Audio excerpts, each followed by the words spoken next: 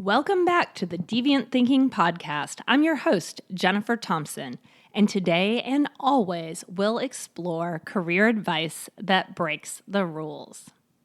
Today, for some deviant thinking, which I'm always up for, and really exploring what can you do to grow your skill set to become an awesome employee, employer, just awesome in your career overall. So it doesn't matter if you are a solopreneur, an entrepreneur, or part of the corporate cycle of things. Growing your skill sets in leadership help you be more successful. And what skill set in particular are we going to talk about today? Well, if I have your curiosity piqued, that's awesome, because today it's all about curiosity. Curiosity has become the buzzword among leaders. It is a skill that is sought after and seen as a highly valuable skill out in the marketplace.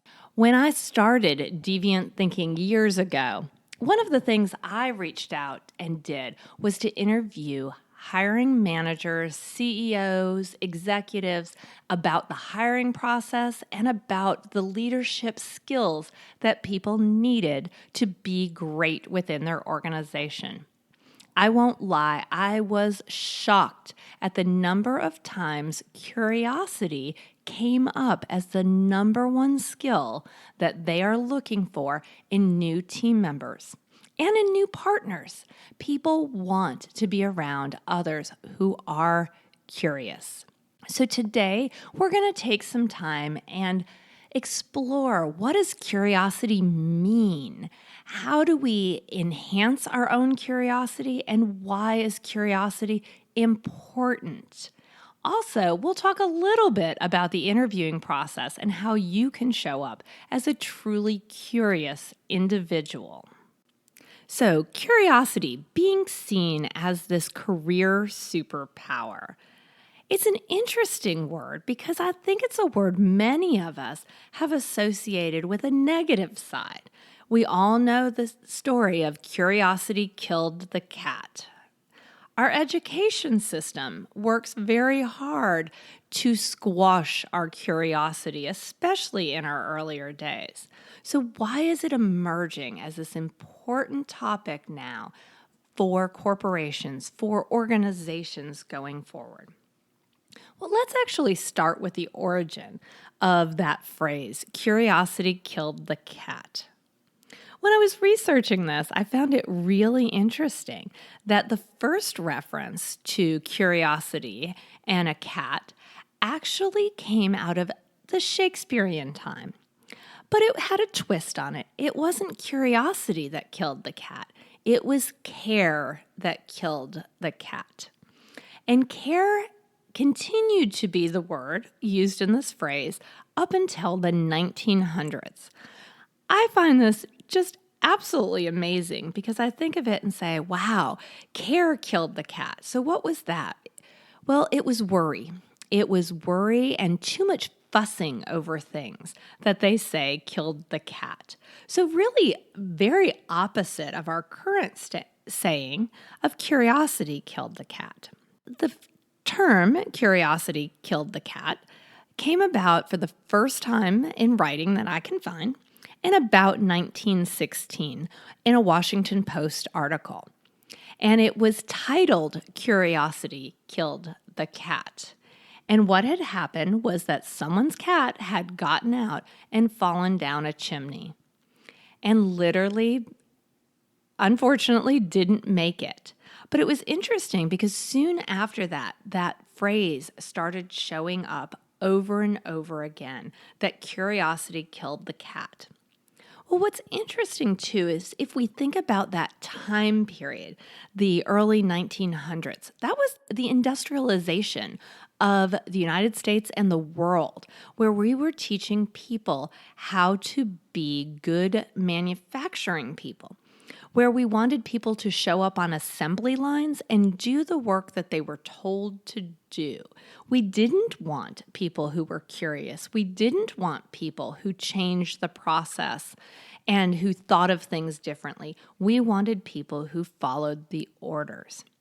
So it's not unusual to me to think that curiosity killed the cat became that saying. What I find interesting in today's world is we're now out of that industrial age and we're moving to an information age. So curiosity has become an important value yet again. And it is that curiosity that really helps people be successful. So today, again, it's all about exploring curiosity.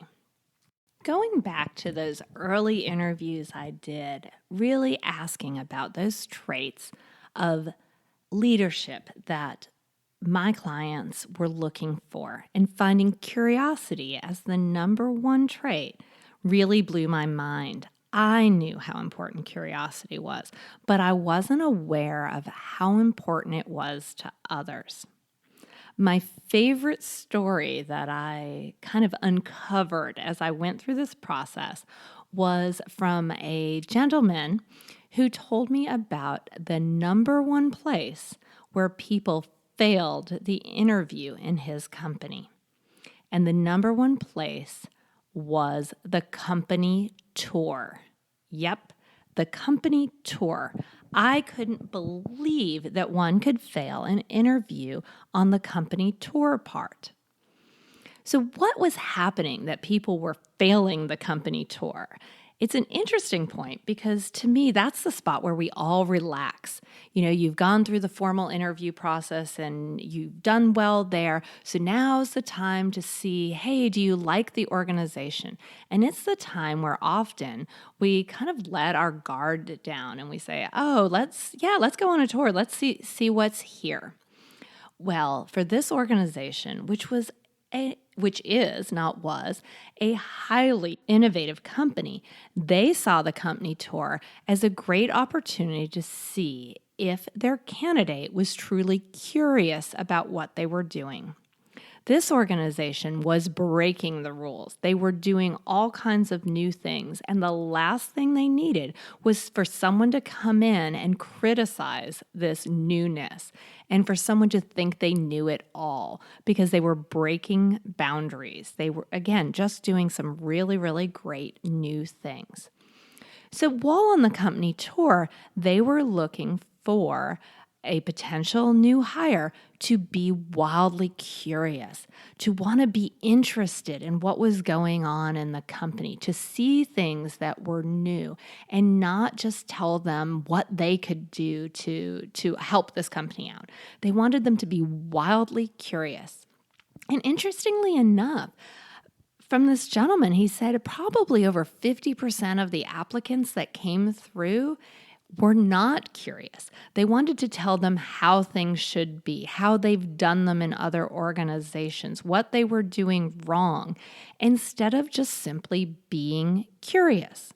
So it made me really understand the value of curiosity, and that brings about so much more openness.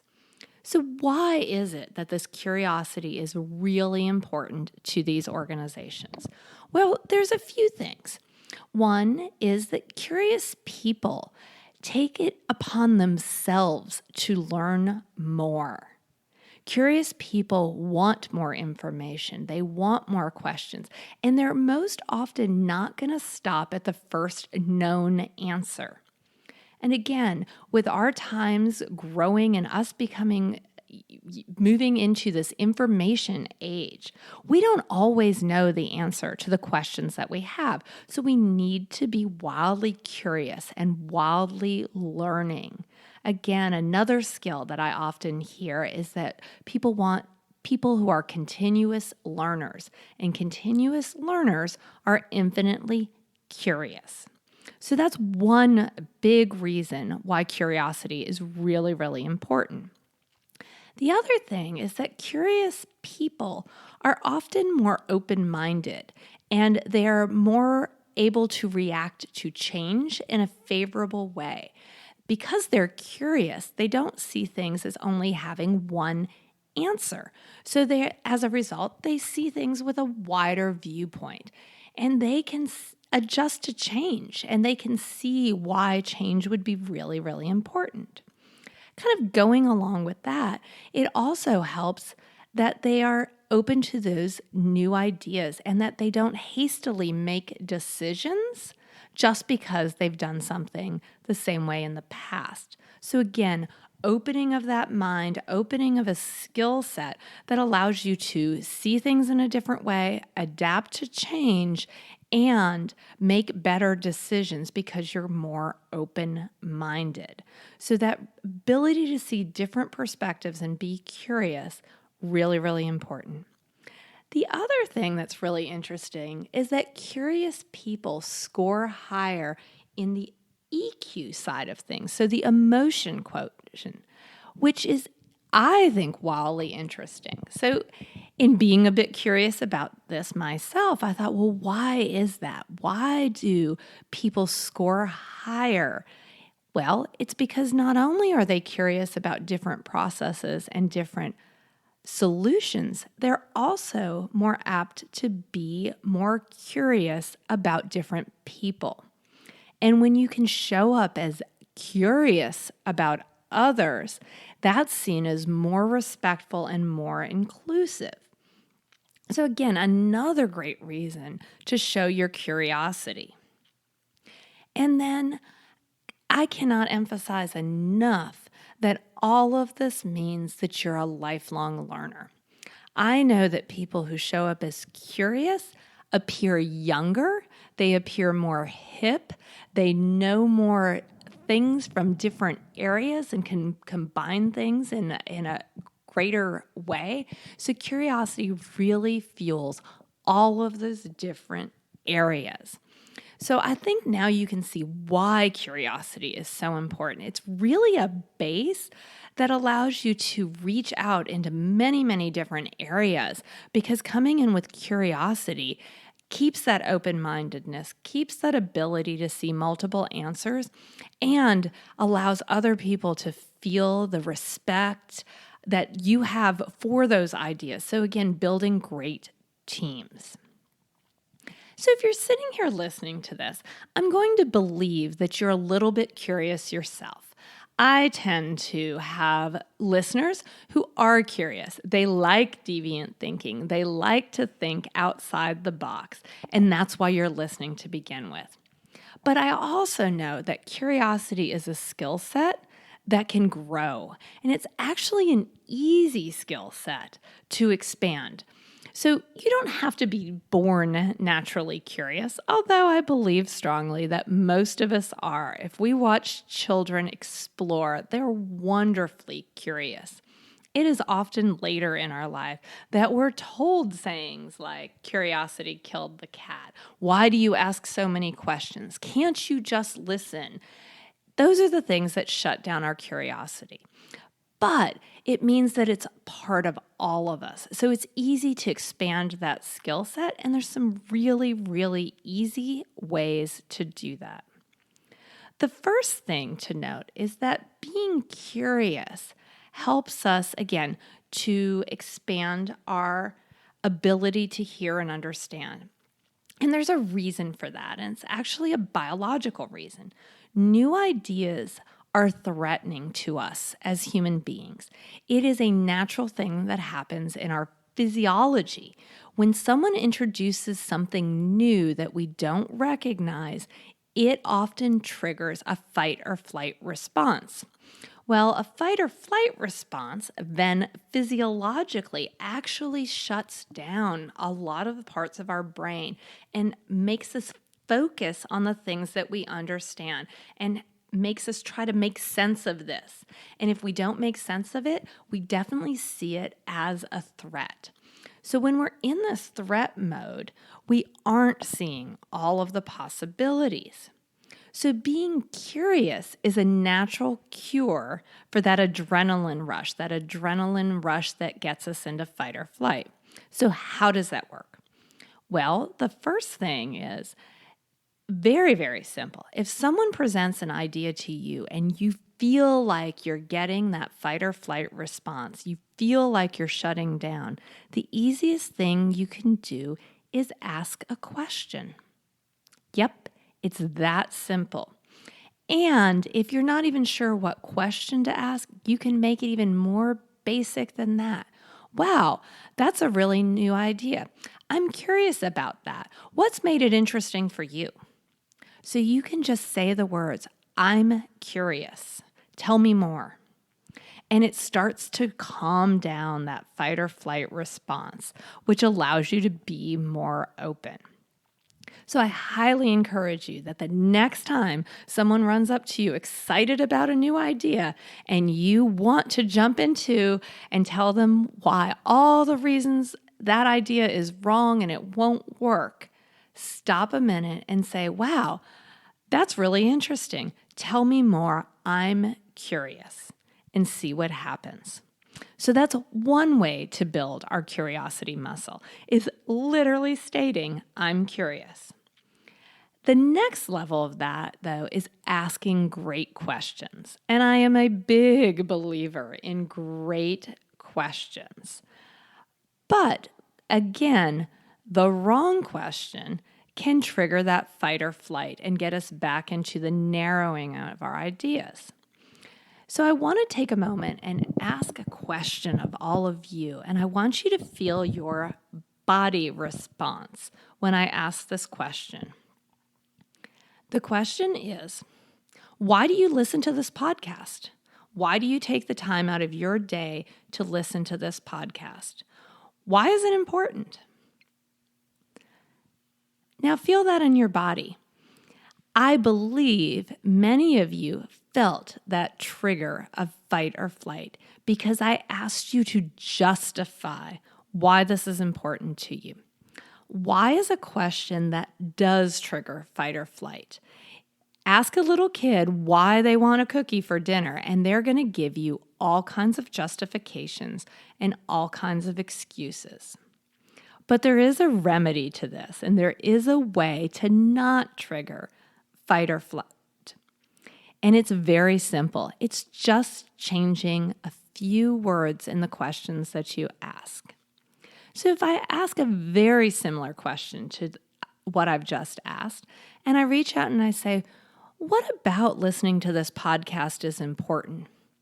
What value have you gotten from listening to this podcast? How do you see yourself using this information in the future? Whew. Now what's your body saying? It should be a bit more relaxed. Your mind should be a lot more open. And you should have an expanse of thoughts as opposed to a narrowing of thoughts. So going back to that thought of being curious and building that curious muscle, it is really easy to be seen as more curious by changing your vocabulary just a touch and getting rid of why from your vocabulary, because that why definitely triggers that fight or flight response. And changing it up and adding what and how into your vocabulary can make a world of difference. So just envision yourself on an interview, or maybe it's even not a true interview, but you're working on a project with your boss and you're really curious about why something is happening this way. Well, what if you change that word instead of asking your boss, well, why are we doing things this way? You can look at him and say, well, what about this is important? How do you see this working? What pitfalls do you think I need to avoid? What about this would really help our organization? When you ask questions like that, you are going to be seen as a leader. You're going to be seen as having that higher EQ score. You're going to be seen as much more open and accepting of other people's ideas. So it's definitely a huge takeaway from this episode that you can go on and practice this at your next meeting. And again, I also think if you are truly in that interviewing state and you're truly curious about an organization, asking them questions using those what and how words are going to make you look brilliant and really help push your career ahead. So, your action assignment for this week's podcast is to go out and build your curiosity muscles. Definitely start to incorporate phrases like, "Oh, I'm really curious about that. Tell me more." Well, what about that is important? How do you see that integrating with what we already do? Start adding those phrases to your vocabulary and your normal patterns of interaction, and I promise you, your career will start to lift. You will be seen as a wonderfully curious individual that is respectful of all ideas. And this is not just Jennifer saying that curiosity is important. Curiosity is a subject that is being explored by some of our greats. It's out there. Harvard Business Review has a great article on curiosity. There's all kinds of books right now on curiosity. It is definitely the currency of future careers. So it is worth taking that time to build that curiosity muscle. Well, that wraps up things for today. And I have to say, I am wildly curious to know if you've liked this episode. So what about this episode was interesting? Take a minute and drop me a line and tell me what it was that you liked. Also, I would love to know how I can help more in the future and what topics would be fabulous additions to this podcast. So definitely take a minute. I've put our email address in the show notes and give us some great suggestions of what you would like to hear on this and upcoming podcasts. I wish you all lots of curiosity in your life this week and have a great day. If you've loved this podcast, take a minute to head on over to iTunes and give us a review. Those shout outs mean the world to us and they allow other people to know the value that we're able to put out there. So thanks again and have a great week. Until next time, be deviant.